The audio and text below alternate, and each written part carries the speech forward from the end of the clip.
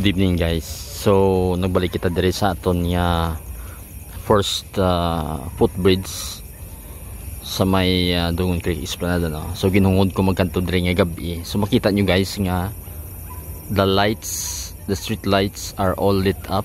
Kag dayon ang aton diri bilang footbridge may pavement blocks na no. So nakumpleto na nila ini, but then ang aton nga newest or major update is actually magluwas sa railings naton no, is ang diri pa kadto bala sa magsaysay nga area which is on the left. So malakat lang kita diri para makita nyo guys. Currently as far as I can see, left to right or from left to right is tanan nga mga suga diri nga makita ko nagasiga na guys.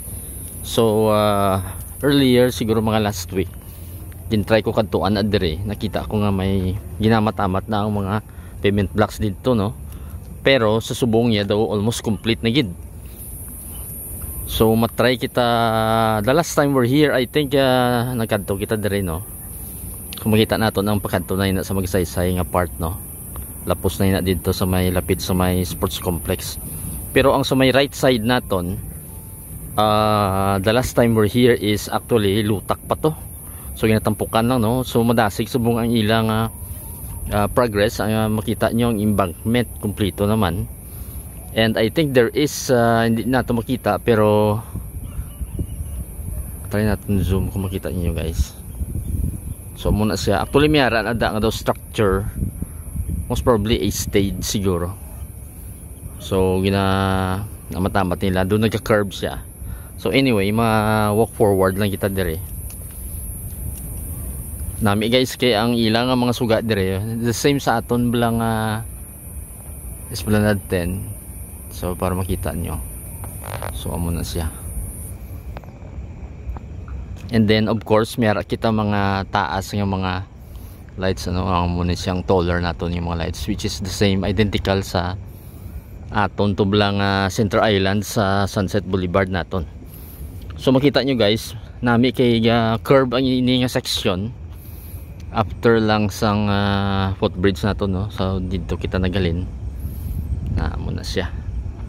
So we can see from on the background is ang Strata building naton, then Gaisano Mall no. There is a diversion. Currently daw nami man gani diri, pero daw siguro daw may stairs nili nga design tani. Kaya daw naga-layer sa, pero basi correction na nila ini, tapanon lang.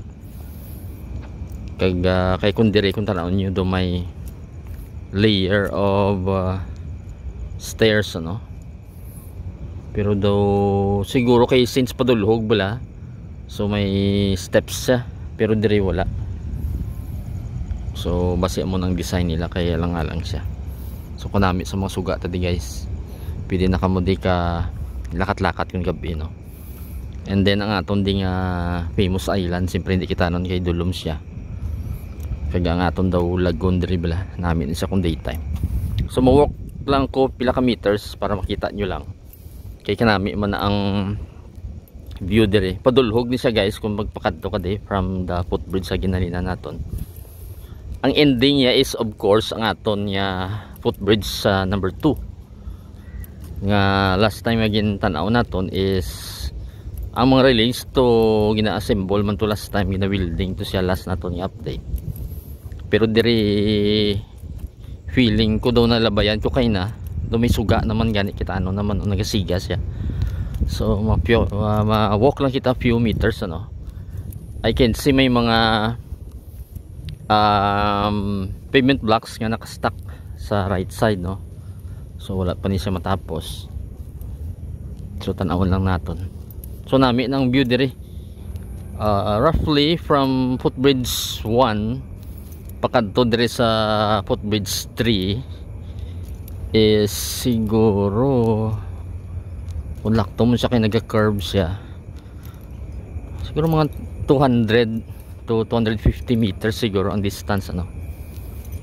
Muna siyang kalayon. So nami tanawon guys kinaga-kurbada bala. So dasig gila pag-ubra kay ang last na tong update butan talang sa 1 month or 2 months ago I think. So ari siya mga stock dire nga mga pavement blocks pa, no. So dire naga curve na naman siya, even ang lights na to makita nyo naga curve. So i-dim natin gamay para dramatic sa tanaw, no. So muna siya guys. So mga 200 to 250 meters, the most agad 300 meters. So muna siya ang distance dire. And then dire naga curve na naman, the same to sa kang ginto naton sang kay na hinagyan naton gali. So dire wala pa siguro, dasig man lang ni kay once may mga balas na guys, itampok lang na ang mga pavement blocks, no, or ang aton road tiles, no. Ang mga suga tani solar powered man, so hindi na kinahanglan kuryente. So at a specific time nga magdulom na balang palibot, amo na pagsiga niya, no. So dire do lapad ang ining area. So may steps dire, duwa ka steps, no. So ares makita naton do nagahagdan-hagdan siya. Namin yung dream view, ang view dire namin na. So dito guys, cubics, lapit na sa cubics nga part, no. So I'm not sure kung ubrahan pa di another footbridge. Pero sa subong wala pa. Ang footbridge naton yung isa is dito sa punta. So makita naton guys, nagasiga na gitanan. So doon namin nagita naon ang equally distance or space, equally space ang aton yung mga tall nga lights, ano. So do tatlo mo na siya ka, ano, hindi na ito mapandim kaya ito makikita mo siya kasanag. Do tatlo ka array of LED lights, ano, para sa ating yung tag-as ng mga suga. So diri naman maghalin ka diri, nagka-curve naman na siya pakato dito. And then ang ini yung mga lights, muna na siya ang aton nga footbridge number 3. Ito pa namin yung view din, masanag siya guys. Kaya maskin naman ni kadulom, masanag ang area nga ni. So basically kung diretso nyo na ni, either nagabike ka mo or nagarun or nagawalk, malusot ni siya sa aton dito nga Esplanade Skate Park, no. So dito nga entusirado pa man, pero eventually kung ma-open na dito, lusot ka na dito. So from Esplanade 1 kato diri sa Dungon Creek, malapos kita sa may Magsaysay, ano. Lapos na sa may Halandones nga section, diretso na. Kaya ang Halandones nga section dito, masugpo naman sa aton nga Bacau section to sa likod sang Robinsons naton. So diretso na guys. Eventually kung estimate lang naton, halin sa aton dito nga Esplanade 1 nga skate park, pakadto diri hasta dito sa may likod sa Harrow Market pala guys, sa L98, siguro 2 to 3 kilometers, ano, nga Dungon Creek nga area nga walkable, bikeable, no. So namin isa guys, kung mag connect na initanan o kumpleto. So siguro hopefully base butanta na lang sa mga another, the most siguro 6 months mahuman na initanan. So namin siya mag continuous ng aton niya biking, running, no, walking sa all over sa aton nga Dungon Creek Esplanade. So sa subong actually pwede na kamo kalagaw-lagaw man diri, hindi pa man siya officially open pero makumpleto na ini. So namin siya agyan or para subong matulutog na pa kay January pa lang, pagkato pa lang kita sa dinagyang, no? So mula na guys, quick lang na yung night update ato na, para may idea ka mga kanamin isa kung gabi tanong.